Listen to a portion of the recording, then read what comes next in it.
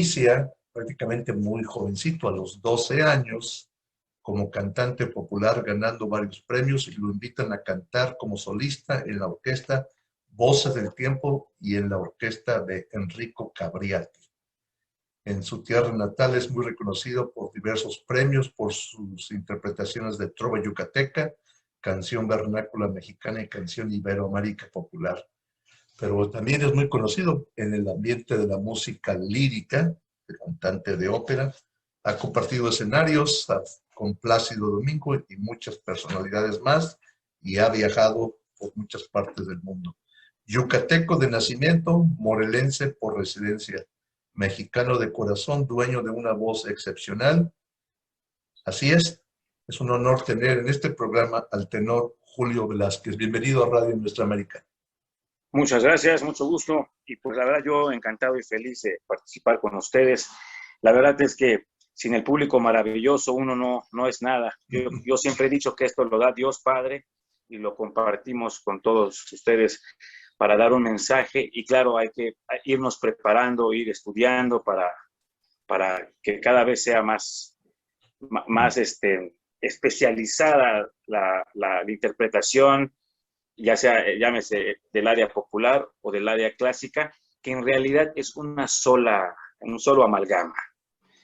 Fíjense que yo tuve la oportunidad, empieza Julio Velázquez. ¿Quién es Julio Velázquez? Julio Velázquez es un joven inquieto que empieza en Yucatán a cantar, gracias a que se inscribe a un concurso de la secundaria. Acababa de morir Lola Beltrán y me inspira a empezar a mover este repertorio ranchero y empiezo a querer participar con la canción Cucurrucucú Paloma y gano el concurso, y de ahí empiezo a inquietarme más pero yo ya estudiaba teatro en un lugar que se llama el Centro Cultural del Niño Yucateco, que es una institución que abriga a todos los niños ahí en la región del Mayap, los va abrigando en diferentes áreas, después te van permeando a ver para qué eres especializado más y desenvuelto con más agilidad para poder llevar ellos mismos de la mano en conjunto con cosas que ellos van integrando y te van promocionando.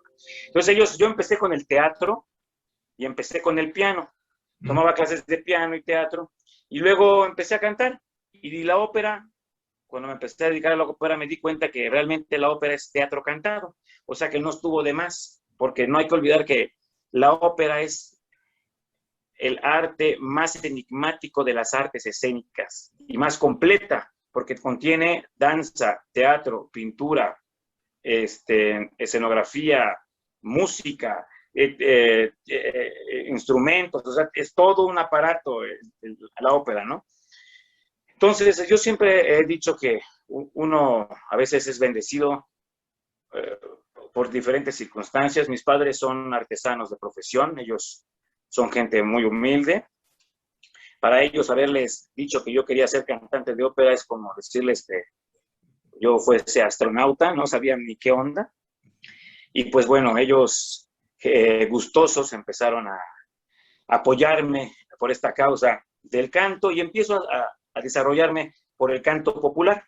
Empiezo a desarrollarme por el canto vernáculo de la tierra, a cantar trova yucateca porque me influyó mi abuelito que yo cantar ese tipo de repertorio. Empiezo a darme a conocer con gente del medio, empiezo a conocer a los señores que integraban los tríos principales de Yucatán. Conozco ahí a los Montejo, empiezo a trabajar con ellos, conozco a los duendes del Mayab, a los caminantes del Mayab, a los tecolines, a los tres paraguayos y otros tríos de la región que no eran tan conocidos, pero que ahí de manera local sí son muy conocidos. Luego otros chicos que eran muy inquietos que empezaron a acompañar al maestro Armando Manzanero, que se llama el cuarteto, ahí estos chicos. Bueno, la cosa es que empiezo a desarrollarme con este repertorio. Yo tenía un amiguito, Abraham Castillo Casanova,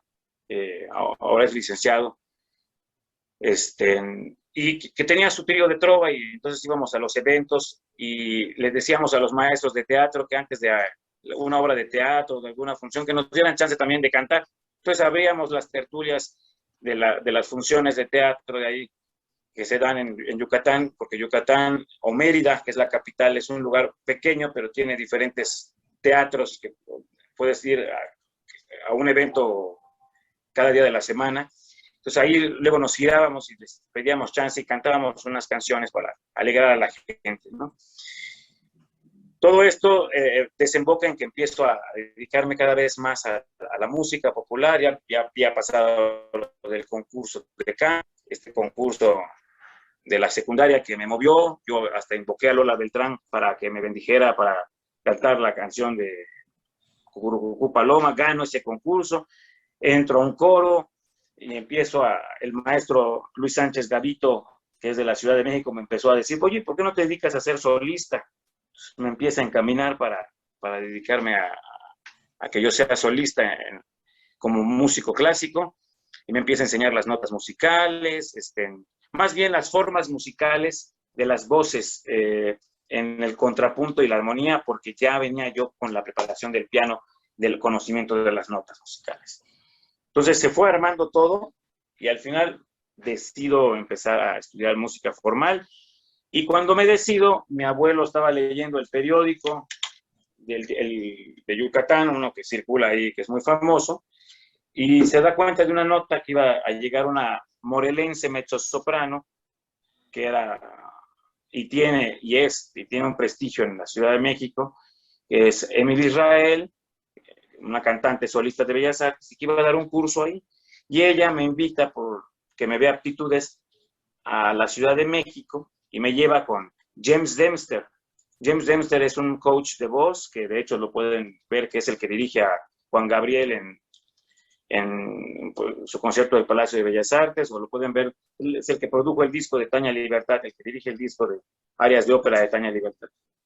Me llevó con la maestra Irma González, que es toda una institución, que es la soprano de México. Él la conocía a la señora de 90 años, o no sé cuántos años tenía la señora, cuando la conocí ya era muy grande, ahí en el Conservatorio Nacional de Música. Y ella me fue llevando de la mano para conocer gente, y me instalo en Cuernavaca para no asustarme de la Ciudad de México, y me quedo aquí. Entonces empecé a moverme desde aquí, y aquí hice mi zona de residencia, en la ciudad de Cuernavaca, y empecé siempre a ir a Yucatán y dar conciertos, tanto ya de la música popular como de la música clásica, y entro a un lugar que se llama el Centro Morelense de las Artes a estudiar con el eminente barítono, el maestro Jesús Suaste, que es un barítono que tiene una presencia en la ópera en México, y él me empieza a moldear el instrumento, a darme los tecnicismos para empezar a tener estos elementos, para poderme desarrollar por mí mismo, ya con el repertorio y con la vocalidad que debería de ser completa para ser en verdad un tenor, cantante lírico o cantante clásico. Cuando usted está en el escenario, ¿se acopla usted a la música o nada más se acopla usted para tener la voz de tenor? Porque he escuchado de que a veces hay obras o hay música que debido a la voz del individuo, cualquier, ya sea barítono, tenor, se acopla inmediatamente al cantante.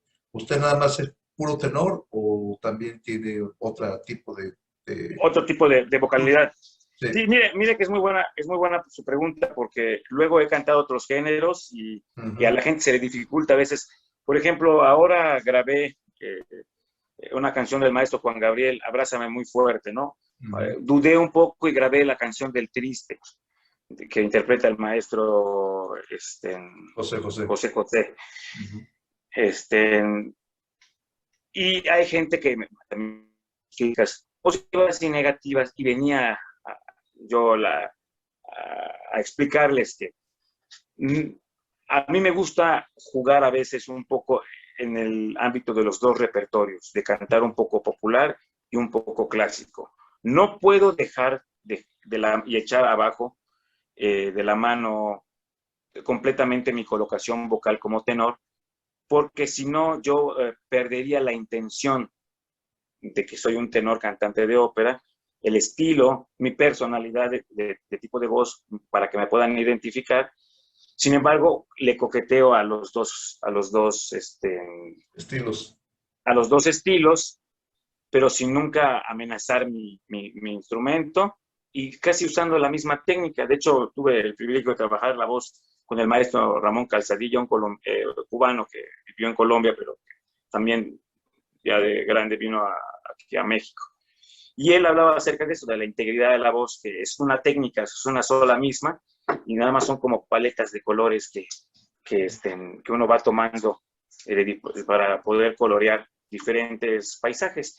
La única, lo único que uno debe tener presente es como esa firma, esa forma que tiene la pintura, que es muy de uno, esa misma identidad que le da a uno su propio estilo, su propia percepción, su propia vibración, es lo que no hay que perder a veces, la Sí. personalidad de uno mismo, de su propia voz.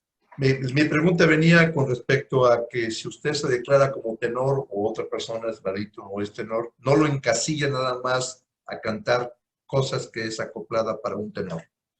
Que usted Bueno, puede tener la flexibilidad de poder cantar otro tipo de tesitura. Bueno, bueno, yo realmente soy un tenor lírico spinto. Yo casi nazco un poco barítono, mi voz, inclusive mientras, a mí me está pasando al revés. Mientras voy creciendo, la voz está siendo más atenorada. Mientras más chico era, la voz era más gorda y era más abaritonada. Yo perfectamente pudiera cantar ciertas cosas del repertorio del barítono, pero realmente mi timbre, el color es de un tenor. El pasallo define a la voz. Y tenor realmente había que definir, y lo definimos muy rápido, ¿qué es un tenor? El tenor es la naturaleza con la que uno nace. Las voces humanas se dividen de mujer y de hombre en tres partes: soprano, mezzosoprano y contralto en mujeres, de agudo a grave, y el tenor, y en hombres, tenor, barítono y bajo, de agudo a grave. Esas son las voces naturales que la vida nos da como seres humanos. O sea que si yo no hubiese cantado ópera o no hubiese cantado, de todos modos fuera tenor. Es como el sexo. Yo soy hombre y siempre voy a ser hombre, nací hombre y así es. Entonces, así es el timbre de la voz. Uno es el timbre que uno tiene. Entonces, tenor voy a hacer, aunque yo cante otro tipo de repertorio, ese es mi tipo. Ahora, el estilo de ser un cantante lírico, eso sí pues en mi caso, por mi tipo de vocalidad, hay ciertos estilos como el pop, el hip hop, que no se presta tanto a mi voz porque es muy operística, es una voz muy lírica. Pero sin embargo, le coqueteamos a ciertas cosas, a ciertos boleros, a lo que es pop ópera. Lo hacemos, tratamos de hacerlo y estudiar bien el género para que no vaya a quedar uno tampoco mal, porque a veces hay una línea muy delgada entre hacerlo mal o quedar como no definido o así. O sea, hay que estudiarlo. El nombre de Julio Velázquez, tenor, al regresar a su tierra natal, ¿cómo se siente o cómo lo recibe la gente que ha de pensar es tenor y no va a cantar otra cosa más que pura música clásica o canciones clásicas de ópera? Y de repente lo ven ustedes cantando algo del Mayap o alguna trova yucateca o Claro, bueno, le cómo voy lo a ser recibe el honesto, público en su tierra natal. en mi tierra natal. Bueno, le voy a ser honesto, la verdad, yo siempre lo he dicho que tengo varios privilegios que no son míos, pero que me los hago míos y me hacen sentir muy bien. Uno de ellos es haber nacido en Yucatán, que es un lugar maravilloso. La gente está muy acostumbrada a escuchar a un tenor cantando música yucateca, porque yo tengo un muy buen amigo que es el tenor por excelencia de la orquesta típica yucalpetén, que es una orquesta que me ha acompañado en alguna ocasión. Es la orquesta típica de mi estado, que funda el maestro Daniel Ayala Pérez, uno de del grupo de los cuatro. Estaba Revueltas, Moncayo ahí también, que, bueno, estudiaron en la Ciudad de México y, bueno, él se regresa a Yucatán y funda esta orquesta, Daniel Ayala Pérez. Hay un teatro que se llama Daniel Ayala Pérez en Yucatán. Esta orquesta tiene cientos y tantos años, no tengo muy bien el dato, pero es toda una institución y cantan música de trova tradicional. O sea, en vez de las cuerdas vocales, la orquesta tiene guitarras, tiene requinto, tiene, o sea, tiene su instrumentación como si fuera un trío grande, es un super trío, ¿no? Entonces es una como super rondalla. Realmente no estoy tan especializado de especificar cómo se divide la orquesta típica. Bueno, el caso es que de ahí el solista principal, que ya hasta se jubiló, que es mi amigo personal, es el maestro Eduardo Rosado. Y yo era un niño, y cuando iba al Centro Cultural del Niño Yucateco y actuaba y todo, fue la primera vez que vi a un tenor cantante de ópera y me impacté, porque me lo llevaron como trabajo comunitario que él tenía que hacer y labor con la orquesta, y uno de los trabajos fue que se presentaba ahí para que los niños vean el trabajo profesional que hacía los de teatro, los de la orquesta sinfónica, los de la orquesta típica yucatecana, los del ballet y así, ¿no? Entonces, cuando nos llevaron al tenor, yo me impacté de oír cómo esa voz se podía salir de un ser humano. Mucho tiempo después ha pasado y lo hice mi amigo y tengo el honor de conocerlo, y la gente está muy acostumbrada, porque además la trova yucateca se presta mucho el tipo de repertorio para que lo pueda interpretar un tenor. Entonces la gente no lo ve muy lejos. Además, llegó la compañía Domingo en Vil, de los papás de Plácido Domingo, al Teatro Fantasio, que está en el centro de la ciudad, y la gente llegó cantando zarzuela y cantando música yucateca. Guti Cárdenas, obviamente, ya había sido, ya era toda una institución, ya era famoso, y entonces se cantaban sus canciones de Ricardo Palmerín. O sea que en realidad todo ese preámbulo de la música lírica de los cancionistas, ya la gente está predispuesta a escucharla con un tenor, y eso me facilita mucho. Y de hecho también me facilitó, que por eso es que rápidamente me pudieron también ubicar. Y le doy gracias a la gente que ha creído en mí, porque eso me valió para que el maestro Luis Pérez Sabido, que es toda una institución ahí, por muchas cosas, aparte de ser poeta y de que le ha grabado hasta canciones Luis Miguel, él es el que hizo ahora el diccionario de la canción popular de Yucatán. Ya va, de hecho, ahora la segunda edición es un librote así, donde tengo el privilegio de pertenecer al diccionario de la canción popular de Yucatán.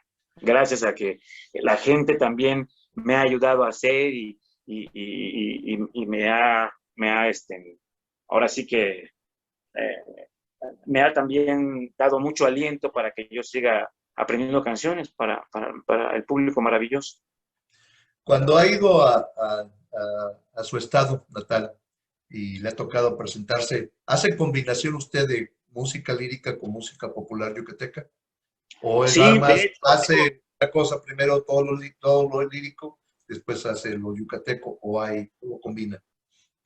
bueno, he hecho las dos cosas. ¿Por qué? Porque depende del concepto filosófico que quieras vender a la gente o la justificación filosófica de proyecto.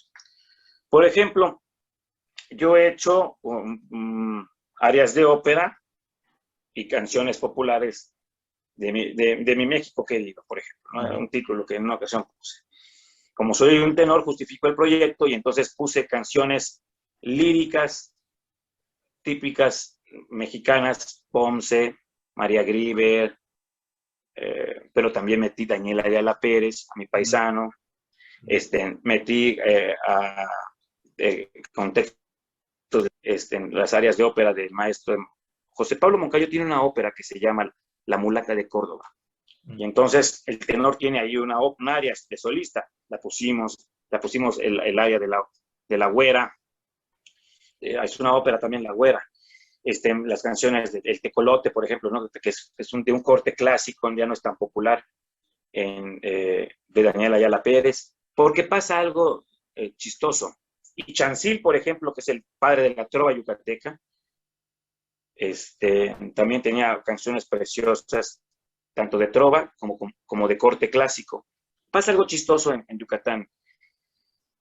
Se da en la época de las haciendas emequeneras, de Molina, que estaba ahí gobernando, empieza a ver todo este rollo de las construcciones afrancesadas y todo esto maravilloso que se dio en México a principios del siglo XX. pero los músicos tenían que vivir, entonces vivían de lo popular y eran músicos clásicos. Entonces, a veces eran músicos clásicos, populares y aparte compositores. Uno de ellos era Chancil, el padre de la trova yucateca, que era compositor, tenía su trío de trova, tocaba música popular, pero lo sabía hacer muy bien porque tiene el estudio, porque él era violinista de la orquesta, ¿no? Entonces, porque tenía que llevar de comer a su familia. Entonces esa combinación y que hace sensible a la gente, a mí siempre me ha gustado. Tengo unos buenos amigos de ahí, que se llama el grupo Yajalcap. El grupo Yajalcap, son dos hermanos, uno de ellos, Álvaro Vega, es el director de la Escuela Superior de Artes de Yucatán, y el otro, Ricardo Vega, funda la Escuela de Trovadores de Yucatán ahora. Pues digo ahora, bueno, periodo de 20 años, no sé cuánto tiempo tenga ya de director ahí, está en el Parque de Mejorada, ahí en el centro de la ciudad, tiene la dirección,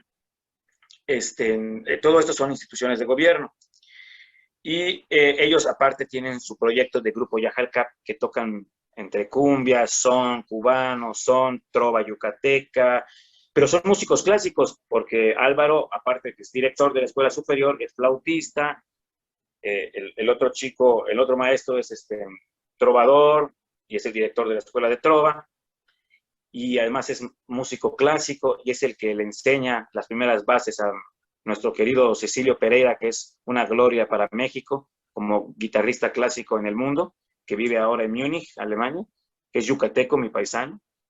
Sale de ahí, de esa escuela de trova, de las venas del maestro Ricardo Vega.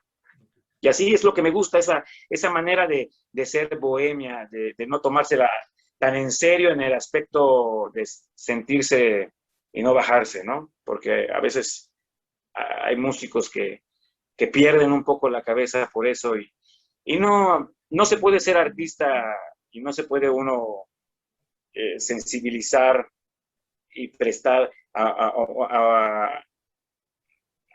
cuando uno está duro del corazón a lo que realmente uno tiene que dejar fluir para que pueda ser un comunicador. Al final somos decidores de poemas.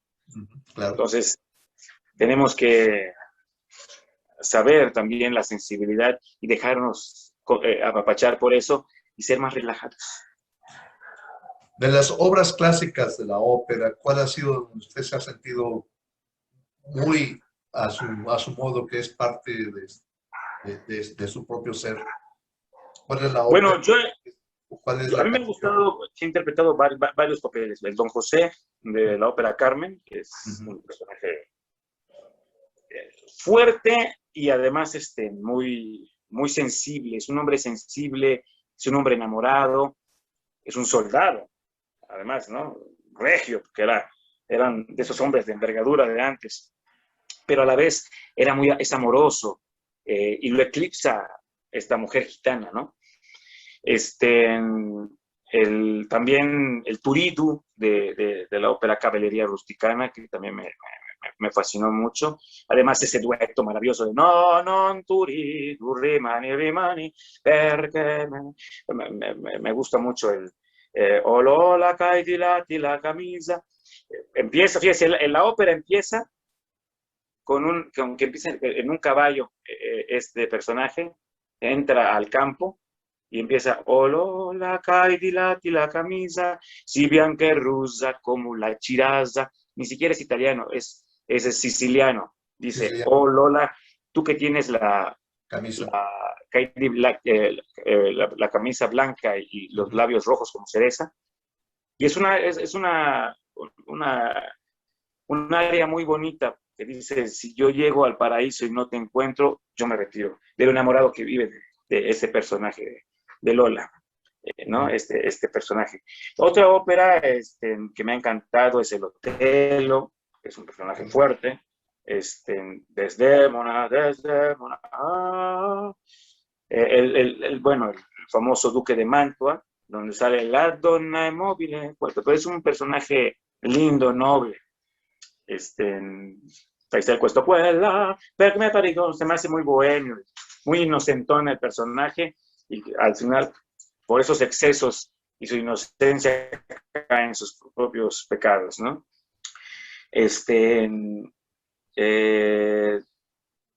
Y pues bueno, de las obras clásicas que me han impactado ya de corte más poético, más poético instrumental, yo creo que la Sinfonía, la novena de Beethoven, que es también regia, ¿no? Había tenido la oportunidad de cantar la novena de Beethoven, es también muy impactante hasta para uno como solista estar dentro de la orquesta y escuchar todo eso con el coro, y escuchar los músicos, o sea, sí, claro que hay algo que pasa ahí, ¿no? Yo la primera vez que lo escuché en el Teatro José Peón Contreras, que es un teatro de principios de siglo de mi tierra. José Peón Contreras fue un yucateco que fue poeta. La escuché con la Orquesta Sinfónica de Yucatán y fueron unos solistas de Yucatán, de la Ciudad de México, entre ellos un solista de la UNAM, el maestro, ¿cómo se llama? Genaro Zulbarán, y el maestro Reyes, el tenor, me acuerdo mucho que fue a interpretar esa obra y fue la primera vez que lo vi. De todas las personas que usted ha compartido escena, ¿cuál es la que más le ha causado impacto? ¿Fue Plácido Domingo en Chichén Itzá o alguna otra persona que usted recuerde que le haya gustado y que haya quedado usted satisfecho por haber estado con esa persona, compartiendo escena? Bueno, claro, un personaje como Plácido es un personaje fuerte que conoce uno, así como, por ejemplo, sí, claro, o conocer figuras que son, pues, famosas, ¿no? Pero yo creo que más bien los directores de orquesta son los que a veces son impactantes, ¿no? Un Enrique Dimeque, esos personajes que tienen que leer, ¿no? También el maestro Patrón de Rueda, Eduardo Díaz Muñoz, ¿no? El maestro maestro Sabín, Luis Herrera de la Fuente, todas estas gentes que tú los veías dirigir y la manera en la que ellos se sabían la música o sea, y todo el concepto y como al final yo creo que los cantantes clásicos, nuestros últimos maestros vocales o coach vocales son los directores de orquesta. Son los últimos que te pulen ciertas cosas, porque además ellos te piden cierta manera de cómo interpretar ciertas cosas. Entonces, pero de los personajes famosos, yo sí, más bien por su corazón, sí por su carrera artística, pero por su corazón y su manera de desarrollarse, pues, tanto como profesor como artista en su exigencia, alguien que me impactó es el maestro Emilio Pérez Casas. Él fue 30 años director de orquesta de los papás de Plácido Domingo, de los Domingo en Vil. Era pianista, concertista, una gente amorosa, fue maestro de canto de Lola Beltrán, de Fernando de la Mora, también fue maestro de Astrid Haddad y de mucha gente que me impactó. A mí una cosa que a mí me impactó mucho y me sacó de un molde que yo tenía en mi cabeza fue durante los Juegos Olímpicos en Los Ángeles, California, de 1984, cuando los tres tenores cantan en el estadio de los Dodgers. Imagínate la gente pensando que la ópera es algo muy clásico, muy elitista. Ya no tienes la gente comprando sus palomitas, comprando sus papitas, comprando sus bebidas, viendo un concierto de los tres tenores en un estadio de béisbol. Entonces, claro, no pasa nada. Realmente completamente la idea que yo tenía de lo que era un concierto de música clásica.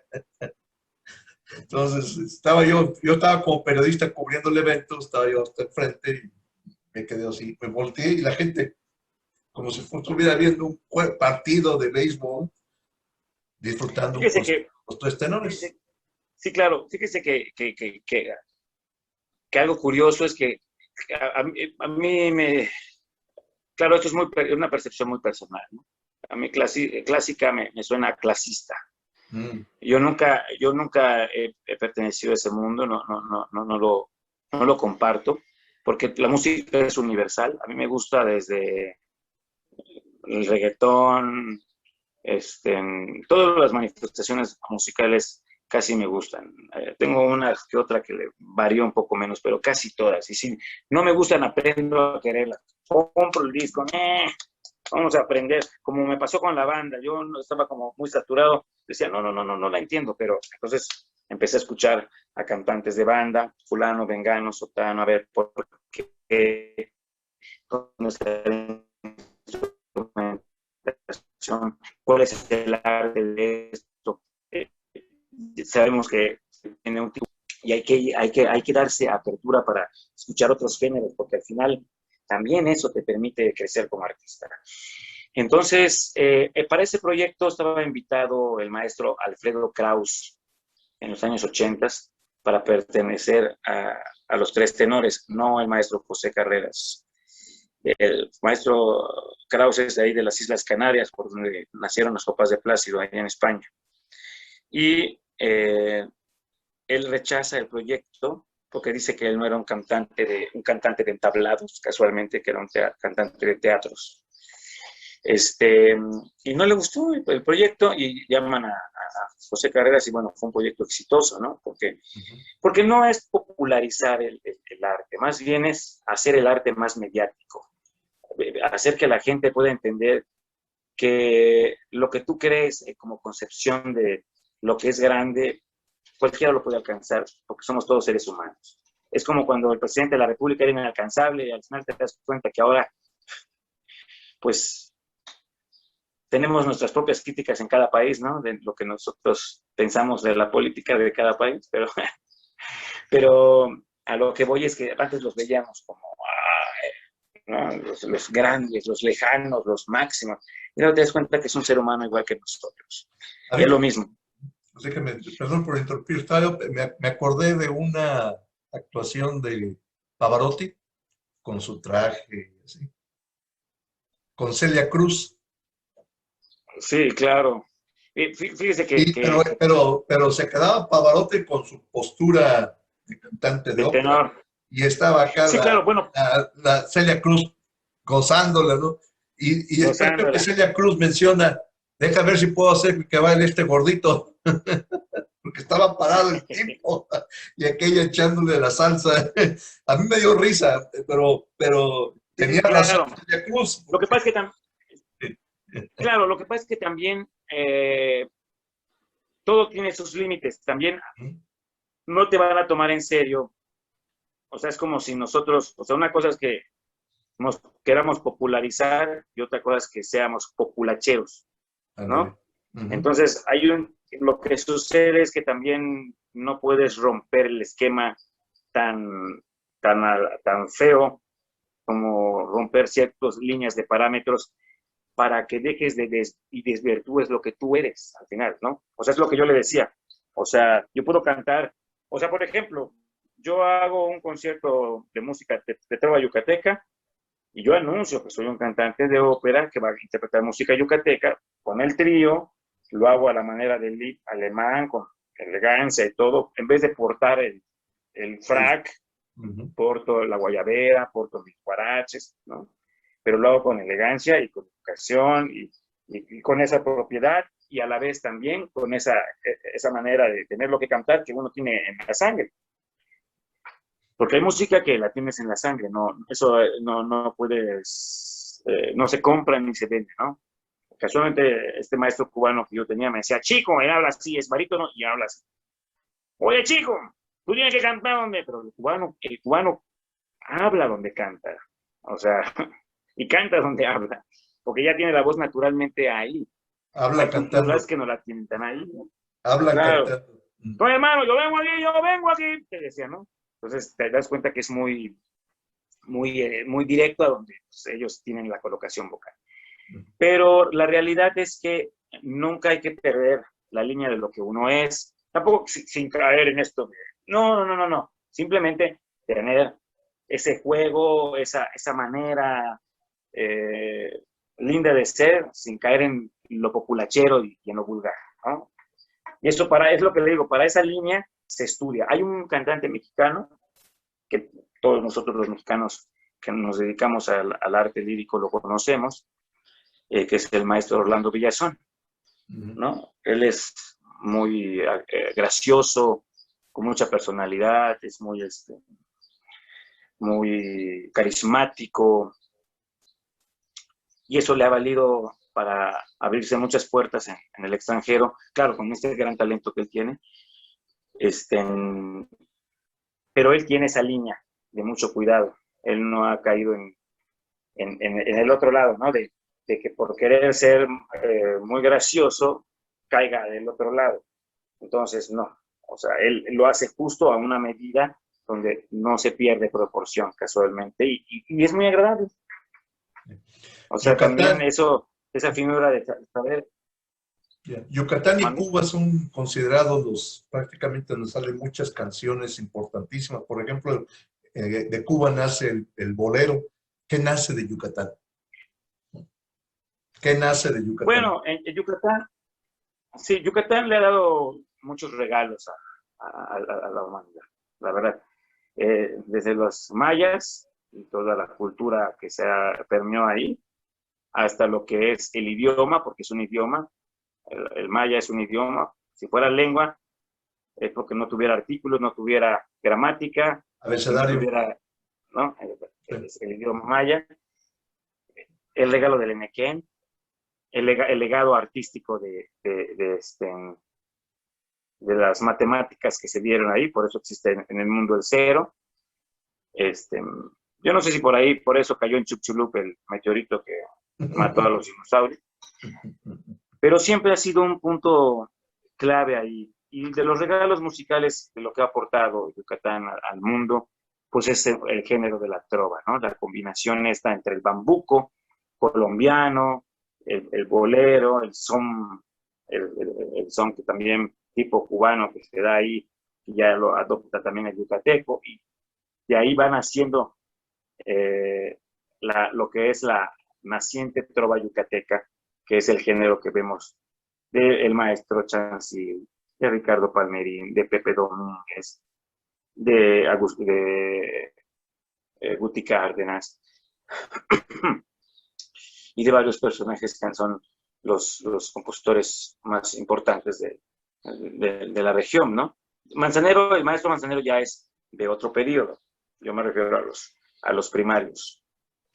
Ahora que ya Manzanero ya no está en el mundo, dejó su legado musical. ¿Quién cree que lo pueda sustituir directamente de Yucatán? Que usted conozca o que sepa. Pues mire, le voy a ser honesto, hay mentes maravillosas en el mundo, pero yo creo que cada uno de nosotros somos irrepetibles. Y cada uno de nosotros tenemos un regalo y una aportación diferente, pero yo creo que esa estrella deja un legado que no, más nunca ese lugar lo ocupa nadie. Pasa con figuras como un Pedro Infante, un Jorge Negrete, ¿no? O sea, hay cosas que así son, se dan y solo esa persona era la persona capaz de poder, como Juan Gabriel, que son estrellas que llegan por algo y llegan para quedarse y ese lugar nunca lo va a aportar nadie. Van a brillar muchas a la misma altura que ellos. Está en ellos conservar que no caiga, pero yo creo que esos lugares quedan para siempre, por época, por muchas cosas, ¿no? El maestro Manzanero tuvo mucho tiempo vigente y